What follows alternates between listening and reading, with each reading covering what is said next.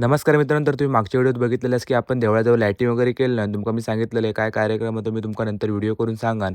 तर आजच होतो कार्यक्रम. आज असं 11 तारीख आणि 10 तारखेक काल देवीची मूर्ती मठातनं आपल्या मंदिराजवळ आणून ठेवली होती आणि ही मूर्ती जेव्हा आपली चंडिका देवीची मूर्ती दाभोळे गावातनं आणलेली होती, तेव्हा तिच्यासोबत आणलेली होती आणि ती मूर्ती ठेवून दिलेली होती मठात. मग मित्रांनो, मूर्ती थैसून उचलल्याने आणि मंदिराच्या गोल एक प्रदक्षिणा घालून नंतर मूर्ती आतमध्ये घेतल्याने होती आणि त्यानंतर मूर्तीचा लग्न लावण्यात इला आणि जसा लग्न लावून झाला त्याच्यानंतर देवीची आरती सुद्धा करण्यात आली होती. तर ह्यो तुम्ही मोठा व्हिडिओ पूर्ण आपल्या यूट्यूब चॅनलवर टाकलेलो आहे.